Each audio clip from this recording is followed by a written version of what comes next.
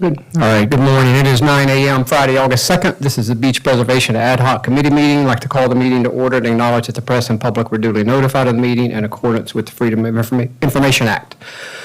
First and only item, maybe, on the agenda today is a discussion of economic impact of beach renourishment to the city and discussion of funding mechanisms to consider. So in your packet, Deborah, Desiree, and Douglas had put together some information for us. So just a quick level set on kind of our fiscal year ends in June, so these are unaudited numbers, but hopefully fairly close to final. But just to level set real quick from a revenue standpoint, you'll see about $27.5 million total revenue for the city.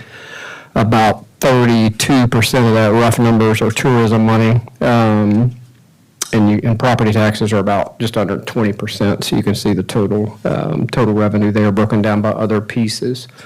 On the expense side, just under $23 million this year, so 47-ish million, almost half, is wages, fringes, and temp labor for our staff. So again, just kind of wanted to level set to let you see the bigger picture, Dan, particularly for you and Andrew and others that don't get to see this fairly regularly. Questions before we kind of hop into the meat? Mayor, Good. I would just Yeah. add parking under that tourism category. So kind of Good, yeah. maybe 37% tourism. And permits, licenses, and fees being the second largest. That's mostly short-term rental licenses, business licenses, and construction permits. So Yeah. just in general I know council's very well versed on it, but Dan, might be helpful for you. So our focus today was to look at what to tee up, if you will, to council from if we have a $200 million expense number coming our way over the next 35 years or so from a beach renourishment standpoint, what are some other revenue or new revenue options that we may have out there? So Desiree, Douglas, Deborah, again, had put together just a starting point, ideas to consider, things to put on the table. I know there's probably going to be at least another session out of here, Elizabeth. We talked about this from an attorney standpoint to look at what a tax district might look like. What does that entail? How do you do it? What's the time frame? Is it referendum? What is it? All those pieces, parts. So we'll just take these, Desiree, if you don't mind, kind of chew on them as a committee and see what we want to do. I had one question I wanted to ask. Dan, get up, Mike, please. Oh, sure. I had one question Yeah. I wanted to ask on the graph that shows the breakdown of the expenses. If you look at the different categories from the property taxes, the marina to accommodations and all of those things, the question is, are any of these categories other than the preservation fee based on monies raised from island residents? So for example, the beach preservation. Is not. I mean, the only thing that's not the only thing, property taxes are the only thing that are on residents or property owners, whether they're full-time or not. So beach preservation, accommodations tax are both off a night's stays. And that's local Hospitality. and state. Sorry. That's local and state combined. Right, Correct. Yeah. sorry, yep. Oh, And nice. then hospitality is on food and beverage. So, And under accommodations tax, so just to expand on what Elizabeth said, so it includes the municipal accommodations tax, state, and we receive about 20% from the county on the county's accommodation tax that's generated on the island. So it's Got a it. combination of all of them. yeah, does that make sense, Dan? It does. So again, just for real clarity, the beach preservation fee is not on the residents, it's on the night stays that happen on the island, short-term rental or hotel. May I ask Got a it. quick question? The 20% that you were referencing, that's from the 2% that the county charges for everything, and then Yes, ma'am. they swivel it back to us? Yes, ma'am. And Just- that is, so Well, Take a little something off the top and then, yeah, yeah. the 80% that they take and then, yeah. yes, and Never quite tie that's it. something that we always remind people, there is no requirement in state law Right. that the county does that. Yeah. So it is something that, the county can decide not to do that, or increase the percentage or decrease the percentage. Got it. But right now, or historically, it's been about 20%. That percentage changed during COVID. During COVID, right? Yes, Yeah. we didn't receive, I don't think we received some, it was very little. And it was reinstituted after COVID. But that is not a guarantee, if you will. May I ask one more question Sure. regarding that? And just real quick to that, it's a lag of months by the time we get it from the county, so, sorry. So that's from their local accommodations.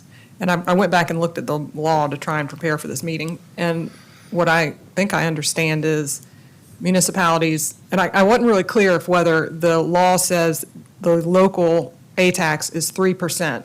And is that a combined 3%? Like, because the county charges 2, we can only charge 1? Or can the county charge 3 and we can charge 3? I mean, is there room? I didn't notice. So there is a cap, and you may be right, the city is capped at 2% for our local, our municipal accommodations tax. The change that happened a few years ago, I think around 2015, was that coastal communities can separate that 2% and dedicate 1% to beach preservation. And that's what the city did. That's what we chose to do. Correct. Okay. So we are capped at our 2%, it's Yeah. just that it's split. So our beach preservation isn't actually an additional revenue stream. It's just an ability to bifurcate an existing one. That's correct. All right. And to add on top of that Dedicated. would require state legislation. Correct. Got it. We would need to have authority from the state to be able to increase that, but we're capped at this point at 14% total. Have other communities done that? I think I read that Hilton Head had.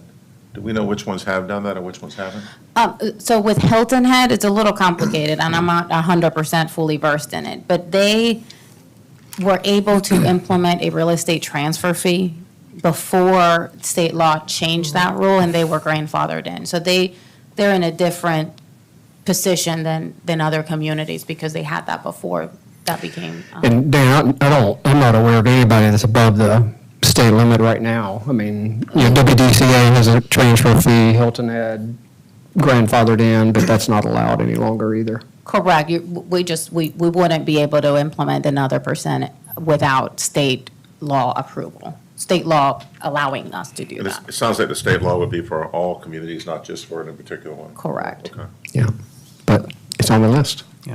And I just have one more thing. Before we dive into the opportunities, at least for me, I think it would be helpful to understand what is it the target we're trying to hit? I mean, I think at one point when Steve had done his presentation, we were looking at a $4 million a year deficit. And I know it's the deficit or the target that we're going to be looking at is going to be dependent upon eventually the assumptions. What's the safety valve we want to keep in the fund?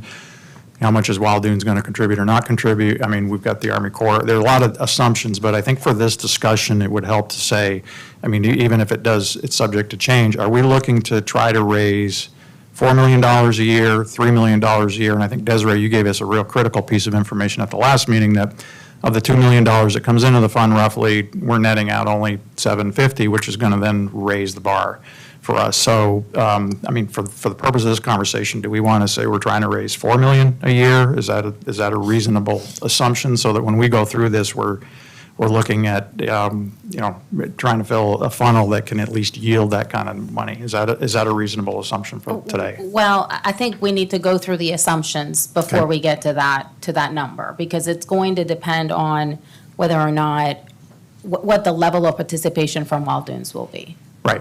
The final number will depend on that. Will depend on how much can we raise currently, what the total cost, the frequency of the projects. I know we've been working off of the assumption it's going to be a project every 8 years. But to me, the critical piece is what is Wild Dunes' contribution to these projects, for the cost of the project and for the mobilization. I might not be thinking about this correctly, but it seems like we've got a number, whether they contribute 0 or all of it. And we don't- the number is what it is, and we got to work our way toward it. Yeah, I think the comment was really, the city number is a little bit variable right now, Oh, I see. based on Okay. that. Yeah. The total So there is a number, number. We're just- absolutely. Yeah, okay. And the reason I'm looking for it Yeah. is I don't want us to get bogged down chasing $10,000 items, that's all. I think if it's $4 million, we need big ticket items. If it's $3 million, same thing, so. that's- Yeah. It seems like one of the hard things is that there's no commitment. So while. From where? Well, Wild Dunes has always contributed, but there's no commitment that they will contribute in the future.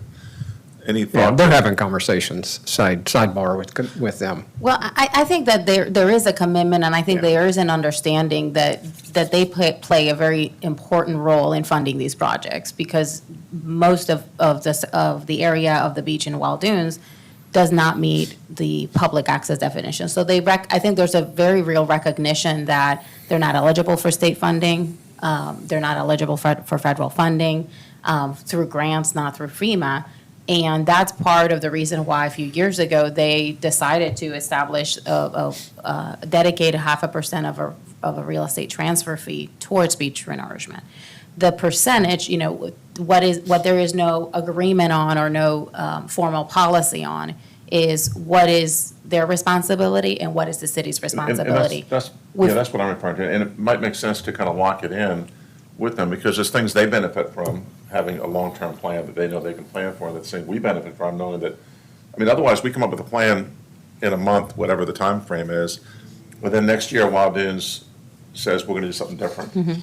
Or the city says they're going to do something different at Wild Dunes, and Wild Dunes says that we're not going to contribute. So maybe we should make a contract with them to some extent, so we're all. Yeah, those conversations are happening. Okay. Yep, Excellent. now, along with the willingness to open it up, with this Yeah, with 35, 30 30 spots or whatever, yeah. So, all Okay. right, I think just to get us off the dime, I would say 4 million's a good number, just for us to be targeting. And again, that's based on a whole lot of assumptions that we'll Yeah. need to look at. And that's in addition to what we already, Correct. Yeah. Yeah, to Scott's point, that's our that's our annual, whole. annualized whole. Yep. Yeah. Got it. Again, and don't want to dive into the assumptions yet, but that is absolute worst-case scenario, not knowing the Wild Dunes piece, not knowing if there's state money coming, not knowing if there's federal money coming. Do we go down the Army Corps path? It's just It's a a lot of. target. Yep, it's a No, I target, think- and worst-case scenario target. Well, and that target is just looking at the beach preservation fee fund by itself. Right. I think the comment was made at the last meeting about all of the other capital projects and capital needs that the city has in the pipeline, including drainage and just ongoing operations. So I don't want that to be missed from the conversation, even though we're really just looking at the beach preservation fee fund as a separate. Isolation. For this, yeah. Yeah, isolated, but, And just to be clear, from the beach preservation fee, that is by statute regulated, it can only be spent for the beach preservation, it can't be used for the other projects. correct, Correct. it's But But restricted you're for saying that. the city still has other responsibilities they've got to do with other funding that they raise for other things. Correct. Well, this might be for another conversation. I don't want to sideline us, but I think that the 3 items that are stated in the law for what we can use beach preservation for, I think you were indicating there might be some things that might be outboarded into some other things that might raise that net number. Is that still possible? Correct, Okay. and there are, correct, when you look at the beach preservation fee fund, and I talk about it under beach franchise fees as an option for the city to implement, and maybe, it's not gonna generate a whole lot of money, you're probably looking between $100 or $50 to $75,000 a year, but that may be able to offset some of the costs that we're currently incurring from our beach preservation fee fund, such as improving beach access paths, installing ADA boardwalks along beach access paths. Right now, the beach preservation fee fund is used for that, but if we can find some alternate sources of revenue to cover some of those expenses, every little bit adds up. And that was the first option that we wanted to discuss and share with you all, beach franchise fees. Right now, the city code prohibits any commercial activity on the beach. It's been a historical position for the city. In the last few years, changes have been made. The city allows surfing lessons to operate on the beach. We know that there are beach chair and umbrella companies that operate in our community. There's a little bit of a gray area there because, as you know, our front beach lots, their property line extends to mean high water, so technically private property. So there's an argument to be made that, if you're delivering a service, it's not really, you're not conducting the commercial operation on the beach.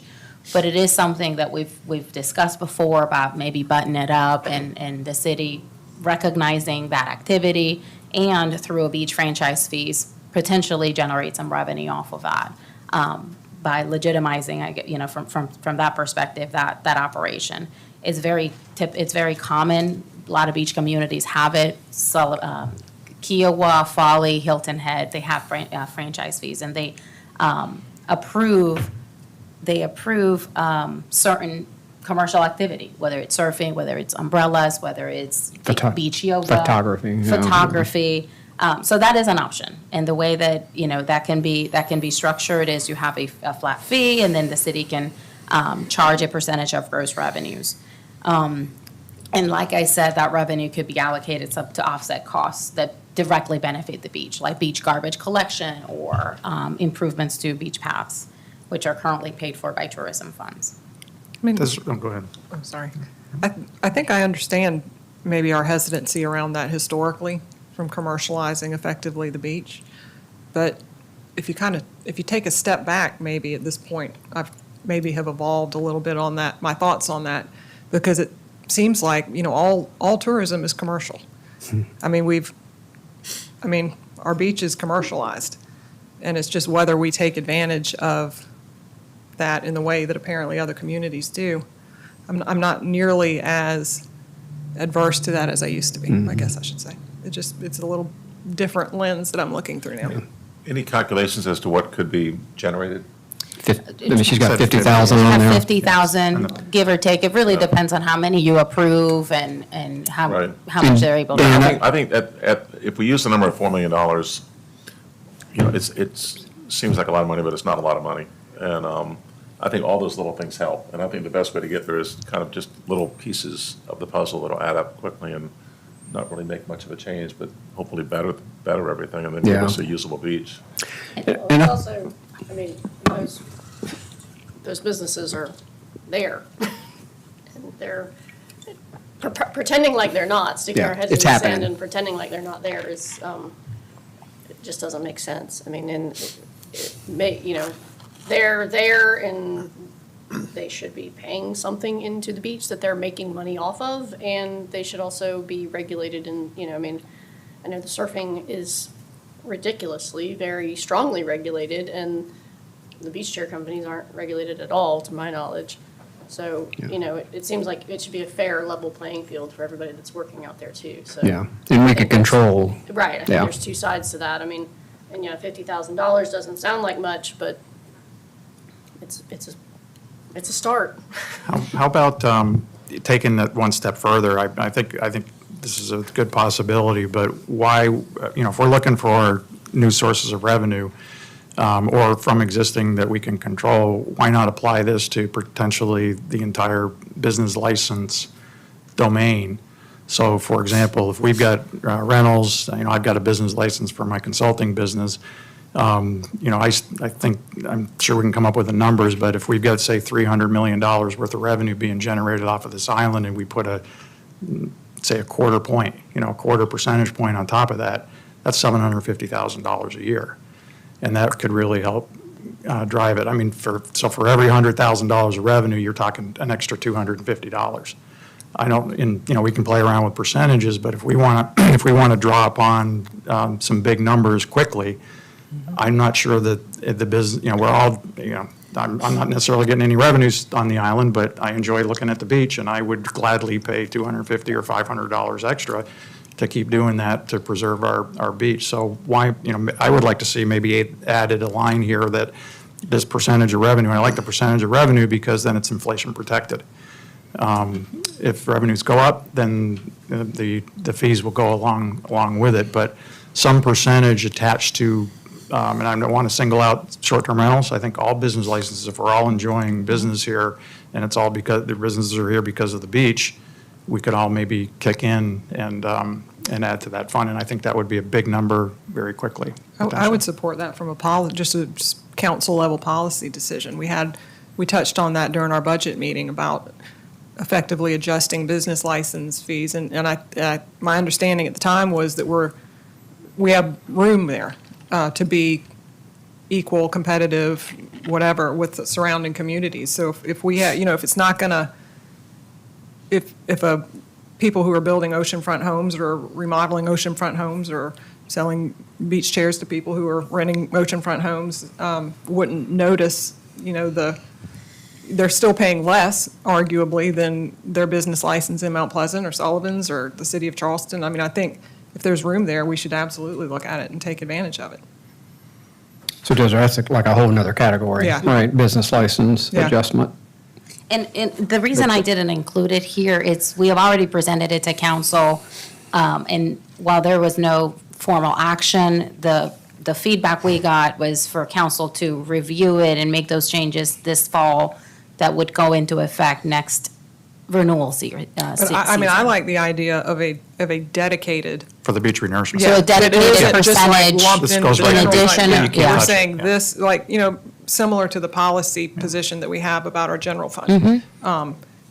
We've decided as a municipality, we're not going to let the general fund get there's a percentage or yeah. yeah, I can't remember exactly how it's worded, yeah. I would like to see that, a recommendation out of this committee that's policy-driven towards a statement like that that says, we're, whatever we're doing, maybe this is one of them, but, we are increasing, we recommend to council that we increase business licenses by 0.25% Yeah, or whatever it every is. .25, I think, would be roughly $750,000. So then it becomes, where do you? And that goes into a dedicated fund for renourishment or Great, something great like idea, that. I'd support it. You'd be willing to pay too, Dan, for your home office? But I'm the only non-council member here, so. Yeah. Okay, we'll add that to the list. That's a key point. I think it has to be, it's like the beach renourishment, it's encumbered, yeah. Yeah, it needs to be a policy level. So it's just that in addition to your business license, there is a 2.5%. No, that's point- add- 0.25, 0.25% that's added to the total, and On that's gross going to be revenue, dedicated, on right. gross revenue, that's dedicated to the beach. And you brought up a great point, which was the percentage instead of a flat fee, because that way as things move along and we can set a policy that will grow along with us. Yeah. So we don't get Sand is stuck- not we don't getting get any stuck cheaper. being, Having to raise it.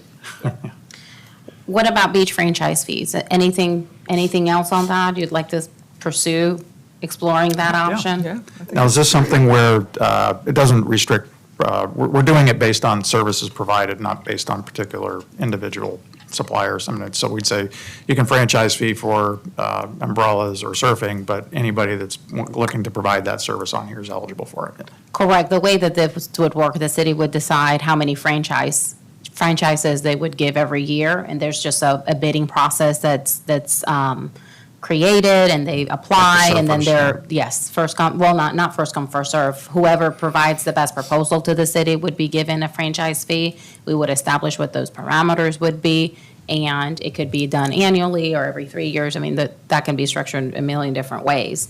But the city would decide what franchises it would grant and how many. And you can say, we'll do 2 for surfing, or 6 for surfing, and 3 for chair and umbrellas, and we'll do 2 for sports. And folks would just propose to the city a fee structure. We would establish a minimum, and then they would compete for the best for the city to select.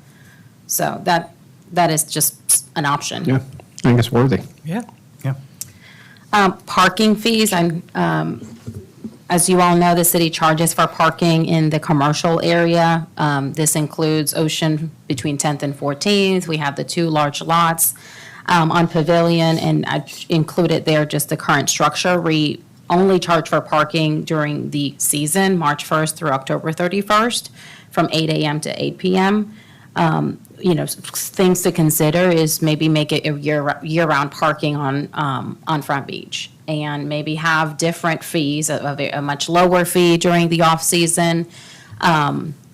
We could obviously increase the fees. They haven't been addressed in the last, I would say, 4 or 5 years. What was the last time that the city increased it to 10 and 15 on the weekends? This is something that, as we outsource parking management this year, we'll have an after-season discussion with PCI and get their thoughts about potential changes for us to consider. I mean, they do this statewide, actually, across the United States, and could really give us an idea of here's where we may be missing out, and here's some opportunities. But that would require, again, changes to our policy, but it is something to consider. it would also cost us more with them though, right? Because we're only paying them, or are we paying? It's them a annually? revenue share, so the city keeps 76% of all parking revenues, they keep 24%, but all operational expenses are paid for by that 24% that they keep. It's just a straight revenue share. But are Correct. they're not staffed in as much in the winter, like. so Correct. that It would require- yeah, They they- would have to change Yes. our agreement with them. But Yeah. they'd also get more revenue. Correct, yeah, they cover- would to share cover on the that costs. revenue, and they would staff up depending on, Okay. the So they're a demand and huge the kill. usage. Yeah. But it is an option. Okay. So in looking at the county park fees, because I think that the last time we made an adjustment, we made them in order to be even with what the county was doing. Correct. They're now up to $15 a day they're from May to Labor Day. It's interesting. But May to Labor Day, $15, and then on Saturdays and Sundays and any holidays, they're 20. Correct. So there's some room, it seems, there maybe to be at least equal. Yeah, and that was Because we our have goal. showers and a bathroom, Yeah. and we have service, we don't have life, but, we have services that we offer and Yeah. Similar. similar. The same as them. Yeah. I feel like. And in the off-season, they charge $5. Correct, yeah. A flat fee, $5 Yep. fee. Would it make sense to just elevate the island's charges to ride whatever, if they make adjustments, we make adjustments? Yeah, That's certainly. again, easy fix. Another thing that the city could consider is to implement parking fees in the entire beach parking district. This would require approval from SCDOT for the current beach parking areas where there's no fee to park for anybody. We're talking about 635 parking spaces. Right now, we are, based on recent change in state law, the city can charge for parking a reasonable fee in the public right-of-way, but it must provide some free parking. There is no specific policy on how much free parking the city would still have to provide, but that would require sort of an assessment and an engaging discussion with DOT to understand what that would be. Could we get a revenue estimate for what that would be? And I know we'd have to work with DOT, but since the state has essentially, cut off the funding in the beach fund, maybe we have a case to make that we might even be able to get some folks on board that are coming to visit, that this is a way to help contribute and close that deficit. I know it might be a hard argument, but it'd be helpful to know how much money that could generate under different scenarios. And I believe in one of the last budget workshop that we had with council, we created sort of a very high-level estimate based on the total number of parking spaces, how we generate per parking space down at Front Beach.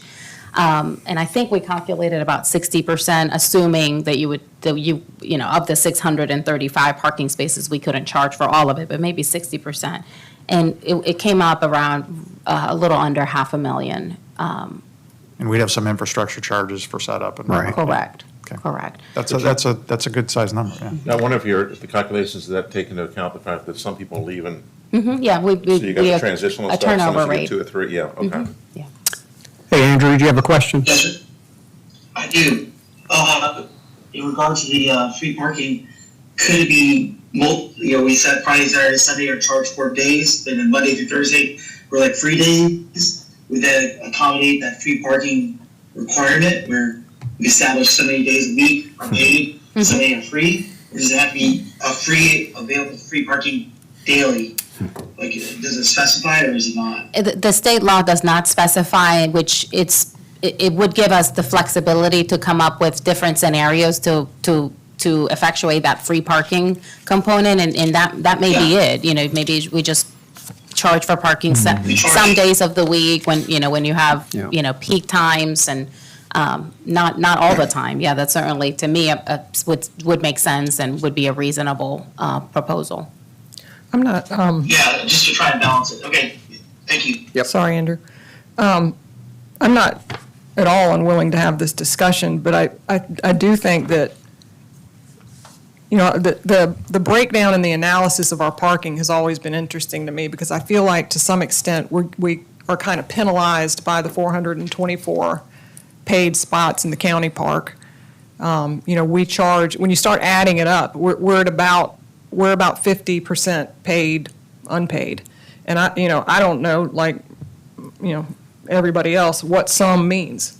I mean, are we talking about, the city itself controls 1,200 to 1,300 parking spaces, and of those, about half of them are already paid.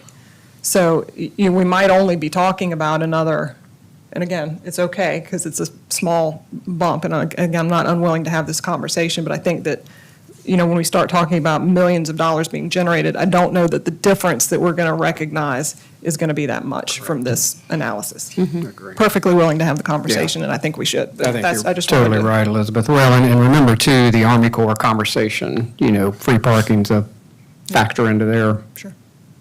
conversation too. That's true. But if we had the Army Corps, we wouldn't need to generate the money, so Yeah. it would wash it out.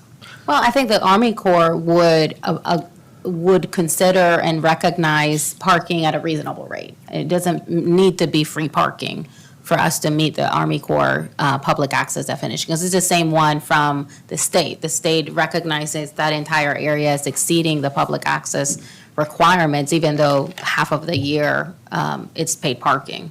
So I think the reasonableness is where. It's the number, not the charge. Correct. Yeah. Yeah.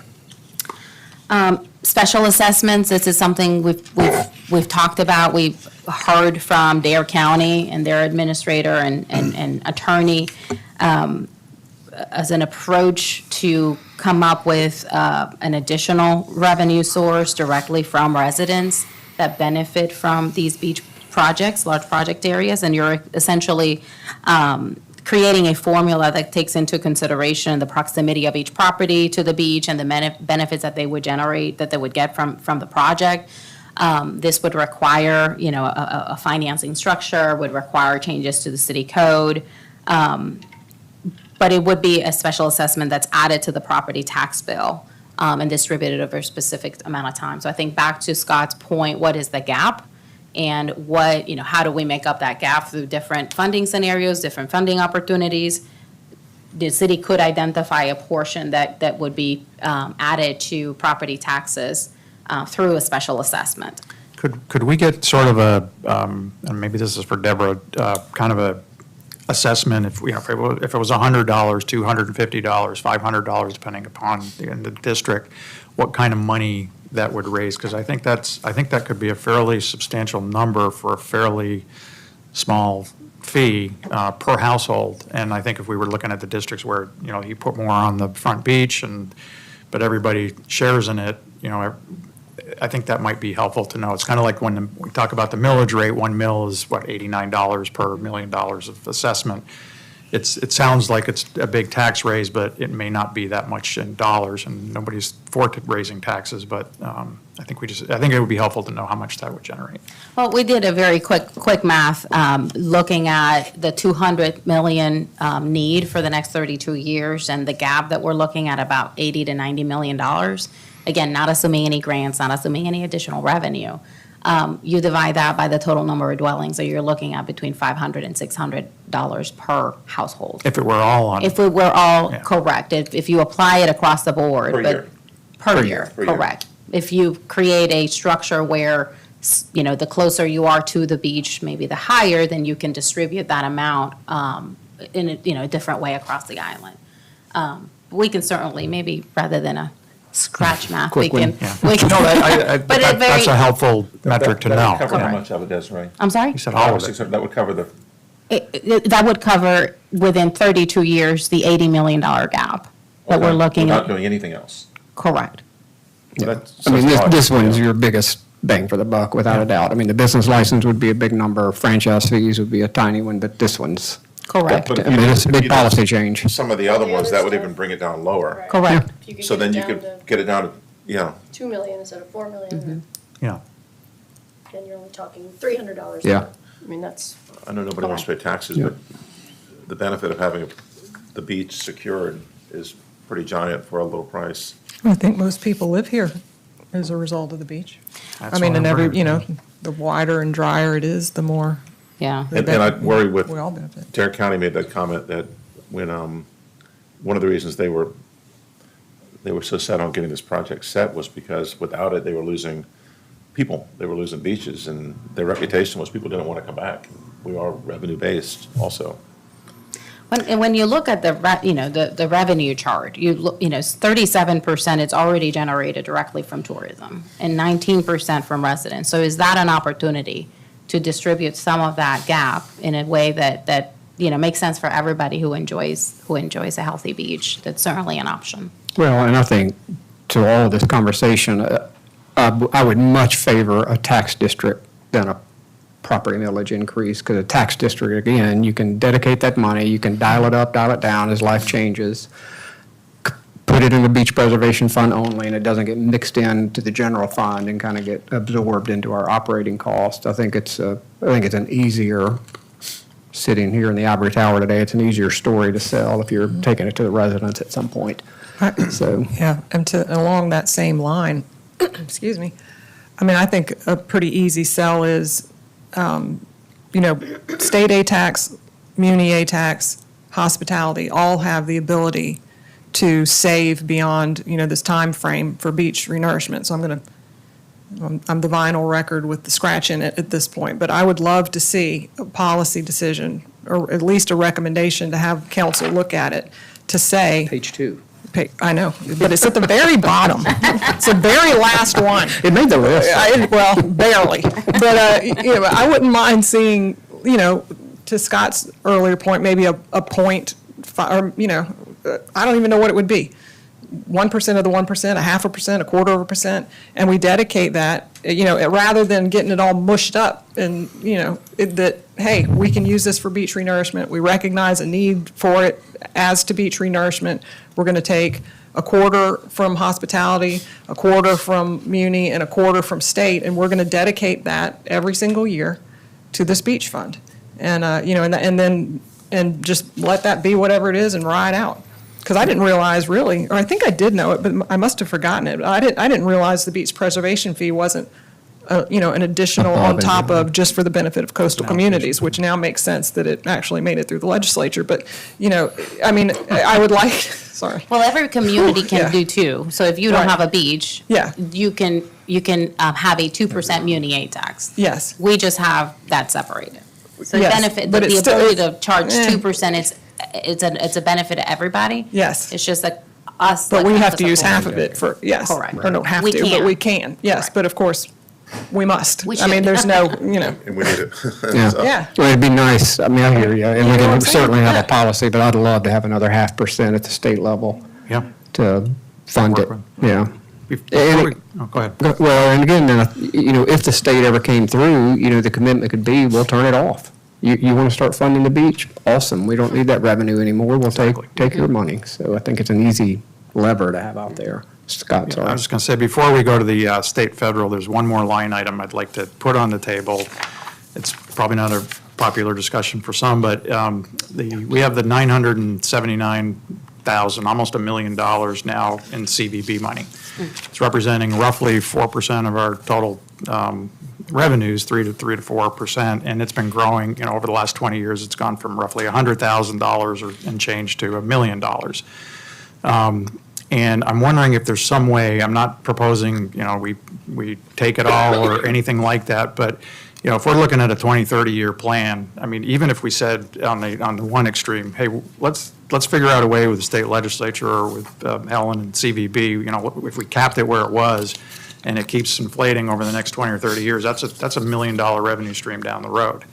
Or is there a way that we can even take some of that off the top and start, you know, the CVB's, you know, Explore Charleston, and everybody's going to benefit from a healthy beach. Is there some portion of that $1 million a year that we can potentially earmark and put into collectively with their agreement or through legislation or what have you, put that into the beach renourishment fund so that everybody's benefiting? Yeah, and I think that would go under our lobbying effort on the next page for sure, because that would take A an change. agreement or a change of, or Yeah, both. and you know, proposal would be work with the lobbyists, work with the legislator, work with Explore Charleston, see if there's a way that we can all, you know, that would be yet another organization that can help chip into the health of the beach. Yeah, we can add it to the next line, because I think the first page, we try to separate those that council already has the ability Ability to do, to, okay. to do, so we'll So it's can kind add of it in on that the. tweener. Yeah. Yep. Before we leave the special assessments, what exactly would council, if we wanted to do that tomorrow, what would that look like? To be determined. And I think that's where we need an attorney to Correct. come in and have a conversation with the. So we don't have the answer to that question right now. No, whether it And would, can we have it so that those in the unstable areas are contributing more? sure. Oh, I think you Yeah. can structure it however you want, to your front row, each end. Well, I mean, I feel Yeah. like front row is not even quite fair for the people that live at Yeah. 22nd to 40th. Yeah, And you can separate, I And mean, structure the it. state Yeah. already, Their house. yeah, the state already establishes the unstabilized inlet zones. And, Yeah. you know, the structure could take those areas, you know, treat those areas differently from maybe front from beach homes in the area that's accretional, doesn't have any issues, won't require Right. beach nourishment projects in an 8-year increment. Because really, when you look at the 32-year plan, you're looking at projects just on both inlets. Yeah, the only, and this is, I'm just going to share a perspective from some on that, and is, when we have drainage issues on the island and we're putting a drainage down 31st, it might not be draining. It's definitely not, I don't have drainage problems in my house, but I think we're all chipping in for those kinds of projects. So I think we just need to be maybe mindful of how we do, because, I also hear from some of the folks that live down on 30th to 40th that used to be the hot spot and the groins were exposed. So I don't know that anybody's necessarily immune to beach erosion. It just so happens we're in a cycle now. And I know the inlets are always going to get more, pounded more than the middle of the island, but we might want to just think that all through, yeah. And the Yeah. special assessment would require an action of council via ordinance. Referendums are required when you're borrowing money, when you're going over your 8% debt limit. City council can always have a referendum, an informal referendum to get some guidance from the city, but it wouldn't require one for special assessment. It's essentially the same as when city council in September establishes the millage rate for the next tax year. It would be adopted the same, very similar way. I guess, Desiree, to that point, one of the items we don't have on the list is borrowing money to fund some of Correct. this. That's right. Probably worth at least capturing. Yeah. Don't know what the Last appetite- case scenario. Yeah, what the appetite would be to borrow money to throw sand, but that's a separate conversation. Yeah. We're not trying to Put it solve it. on the list. Yeah, not trying to solve it here today. But again, if you go back to the Dare County model, I mean, they stomach it, Yeah. yeah. But they And also have revenue, they got revenue streams to fund the funding. Right. Yeah, we don't have any of that. I think they're also staggered in ways that prioritize Front Beach versus back. I mean, they're not, to Katie's point, I don't think it's all So Randy remember- Bell's peanut butter spread analysis. Remember too, that, so they're dealing it at the county level. Right, So yeah. it's up to each municipality to come up with their cost share of the total project. Mm-hmm. And some communities have it across the board. Other communities have it staggered where, staggered. it depends on how close you are to the beach. So that's just an Yeah. option. There are plenty of models out there. Correct, Just the- correct. But I think that you bring up that would be directly benefiting because they're unstable and require more proactive maintenance, then, that's one way that we could look at it as well. And then under state and federal funding, just very high level, we started lobbying efforts a few years ago and has yielded really good results. The city would continue to do that, frankly, to have some buy-in from our General Assembly for a dedicated beach nourishment fund.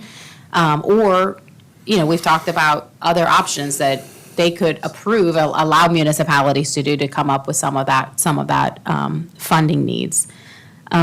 We can continue, which I think it's something the city has been very proactive on, trying to find grant opportunities and funding opportunities for our large capital projects, and that offsets, back to how can we dedicate maybe some of the tourism funds that are currently dedicated for some capital projects. It would offset some of that cost that would certainly benefit our bottom line. We're pursuing the feasibility study for the city to become a federally funded beach through the Army Corps of Engineers. That's something that we've already initiated. It'll take a few years, but it is an option. Was that just for the unstabilized inlet zone, or was that the whole stretch? That was just the southern end, because Okay. the middle section hasn't had Right, any okay. need, so it didn't meet Yeah. the cost-benefit analysis. And then the other section was Wall Dunes, which doesn't qualify for beach. So potentially, we could have, in the future, 3 different managed, funded Yeah. stretches of Correct. beach. But you're also Okay. exploring the wild dunes to see if they would qualify. Correct. And we've Yeah. had, as they made reference to it, we've had meetings with their staff about what the parking requirements would be, and we don't know if this is something that the board will take and discuss formally to decide whether it's something that they would want to pursue. But yeah, we know roughly what the max, the number of parking spaces that would be needed for them to qualify It would be, and again, they have different regimes within Wild Dunes, so it'll take a lot of coordination for them to decide whether it's something they want to pursue. To Elizabeth's point, I mean, best case, worst case, I'm not sure, it depends on staff or council level. You could have 3 distinct zones, if you will, on the beach to manage and fund and project, but it's a path. Yeah. Well, that goes back to Let's go ahead and make this Scott's more comment about the- complicated, shall we? Yes. The one island, I mean, how, just from a standard of projects that benefit some versus others that happen all the time with different things that occur. Okay. So then the last two we've already discussed, but the other one that we would like to discuss with you all in council is for us to consider hiring a federal lobbyist. We've had really good success with our current lobbyists at the state level, and we think that we could benefit, again, not only for beach renourishment, but for all, other general projects, capital projects that the city has in the pipeline, by having somebody advocating on our behalf in Washington. We know of communities that do it and are able to fund a lot of small projects through those efforts. And again, after having such good return on our investment at the state level, we think that might be something worth pursuing in the future. Is, sorry. No, go ahead. Okey-dokey. Go ahead. Go ahead, Elizabeth. I'm old and you Sorry. distracted me. we- What the heck is Okay, I'll that? go ahead. Yeah, you go. And then you can come back. Right there. Along those lines, I think we've got at least 2 members of Congress that probably have homes on the island, and I think we've got a number of state legislators that also either have homes or families that have homes. Can we, is there a way that either through our existing lobbyists that we can somehow engage in some direct conversation or advice seeking as to, how we might be able to, and I think we heard this at the beach meeting up in Myrtle Beach, that it's great that we're talking amongst ourselves on the island communities, but we need help with the rest of the state and with the rest of the legislators. And again, I think a lot of those that, are not living here directly, but they have homes here. I'm wondering if we can enlist their help at all somehow. I remembered what I was going to say. Okay, good. I delayed as long as I could. Thank you. Yeah, look, it took that long. So we're a member of that beach advocacy, which is effectively the entire coastline. I mean, have they explored federal? Because it almost seems, I'm happy to consider this. I'm only just now thinking about it. But it seems like, as a whole, we might be a little more effective as opposed to one little community. Maybe not, at a federal level. Once we get federal, once we're talking the whole United States of America, perhaps the South Carolina coastline, if we could engage, and I don't even know if they're allowed to do that, like if they're allowed to lobby or whatever, but it seems like we might already have an organization that could advocate there. Broader, yeah. I don't know how. It would take a different revenue Type of- structure for them, because, Okay. it is such a small organization, and it has only historically been state-focused, but, that could be another conversation we Yeah. have to look at the beach advocates and see if we can leverage 12 They communities instead may of not even one. be allowed Yeah. based on however they're structured. Sorry, Dan, yeah. Does No, it you're make right. sense to do that without going through one of these groups, but even if you brought in just the beach communities? Not an agency, but because the federal law is going to change everybody. So if we had the other communities in the state, would probably have some power to it. But a number of them are already Army Corps Yeah. beaches, Yeah, good point. Yeah, that's a good point. but, well, I was going to say that can change, that's not true. You're in at least a 50-year marriage with the Army Corps, so, yeah. So based on our conversations. Desiree, sorry, let's add the beach advocate Yeah. group there. You got that? Okay. I'm going to Sorry. add that as well as the option to leverage some of the tourism promotion money that is currently dedicated to Explore Charleston, also including as an option, a local option, borrowing money for future projects. Yeah. It sounds worse when you say it back to me. Yeah, exactly. We're going scratch right now. Would it be possible, maybe for the next meeting, I think we have a pretty healthy list here to maybe look at, hey, what would the low-end range of each one of these be, and what would the high-end range of each one of these be? So that way we've kind of got, how will this bounce up against the 4 million?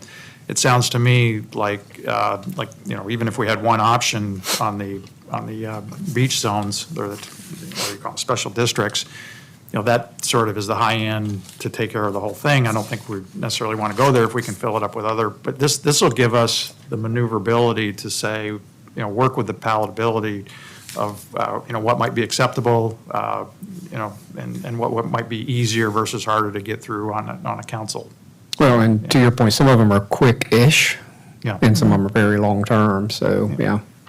And again, part of what I do like about the tax district, let's say we started there, but then we get the 0.5% through legislation at some point in life, or the big state comes in, well, we can turn that right back off if we need to. I mean, it at least gets a running start to where we have a hole coming in the next few And we got a years. solution, Yeah. a short-term solution. Is there, and I think that could easily be done, and I know Desiree and Douglas and Deborah have had some conversations on some modeling already, but is there an appetite to look further at the tax district as well, and and I think have an attorney in here? Desiree, I mean, where would that's really who we would, I guess we'd talk to Mac about who we may could. Yeah, I've asked Mac, who from their firm could Okay. help articulate that for us and maybe walk us through to your question, I think to Katie. Katie's point, we all have probably a dozen questions that are how to structure it, how fast can you put it in, what's the flexibility long-term? So I mean, I think, to me, that feels also, Scott, to another next step. Great.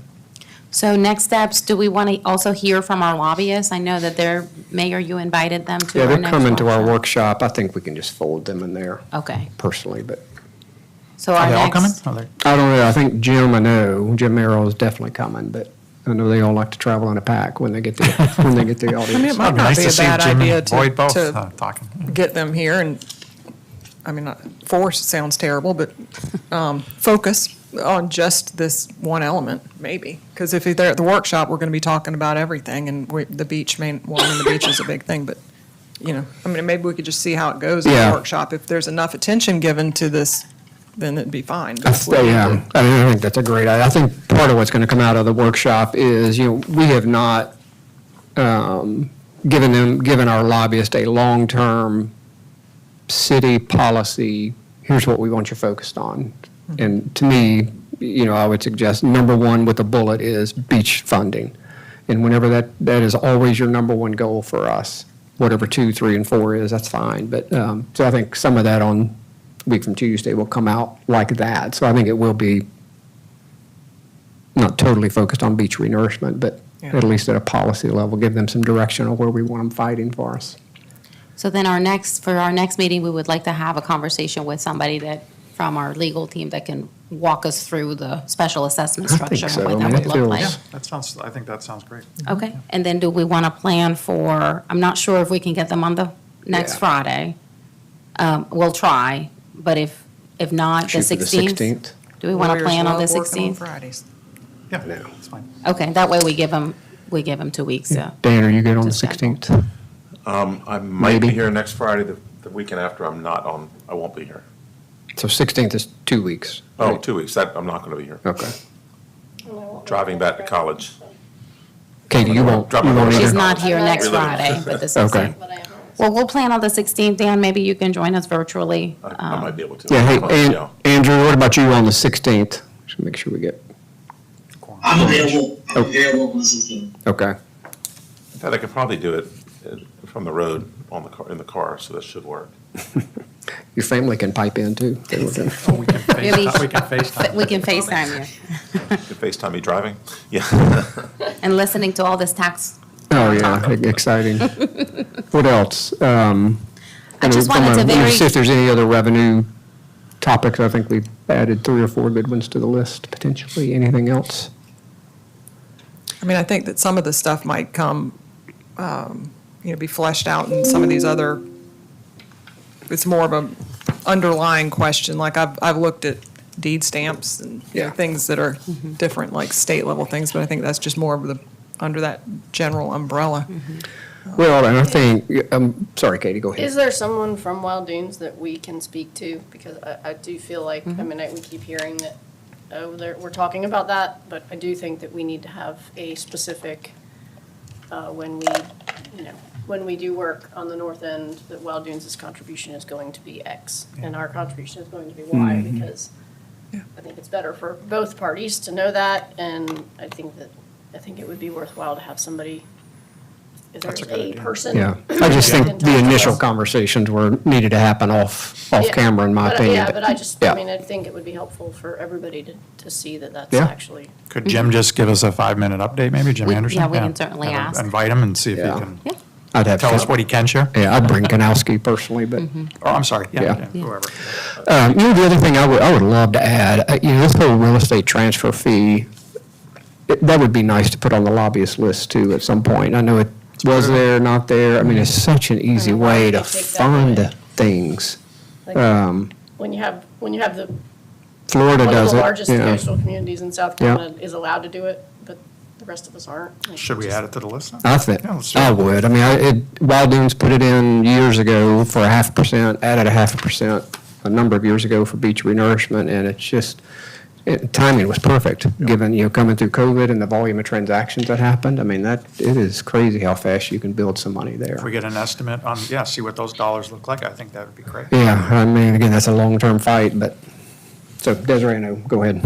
No, I just wanted to, in the form of an update, we talked about last meeting that we were working with our financial advisor and looking at a capital planning model that helps us nail down what our total ask is for the next 32 years and what the gap would be. And we talked about how this is all built in a number of assumptions that we'll need to flush out. But just wanted to show you very high level what we've been working with them on. This is just essentially a dashboard that shows the 4 projects over a 32-year period with 8-year increments. Here, you can see the timing, so that could change. Right now, we're making an assumption that the earliest that we could do large-scale projects is in +27. Obviously, this is all geared, it's regulated by permits, which we're working on. But that could change. We're looking at the cost of the projects that we've received from Stephen based on the assumptions of how much sand would need to be placed to meet the minimum beach profile that we've discussed. The funding percentages between the city, Wild Dunes, and grants. We talked about how our initial assumptions don't include any grant funding from the state or federal, so right now they're at 0%. And then the funding time. Here we'll be able to see, how much cash do we have or need to be able to pay for this cash, and what it would look like if we decide to borrow money for these projects. So it's a pretty sophisticated tool that we have, that we'll be working on, that will allow us to also work on the assumption of what our fund balances should be for the Beach Preservation Fee Fund over time, and what our gap is over time. So we are going to ask David Cheatwood to come to the workshop this month, to show this to council and propose that we have them look at not just the Beach Preservation Fund, but also all of our funds, so that we can play around back to this question of how much tourism fund can we maybe allocate towards beach preservation from what we currently have, and what would that look like for those funds? So it's just, I think, a really neat tool that's going to help us forecast better and have a clear understanding of, again, what our needs are. But just wanted to update you that we have been working on that for the past couple weeks, and we're very pleased with the output. Looks good. Thank you. Anything else? Motion to adjourn? No further business. Second, all in favor, 10 o'clock, off record. Well done. Look Thank at you us. all. An hour, That number is staggering. 80 million? 600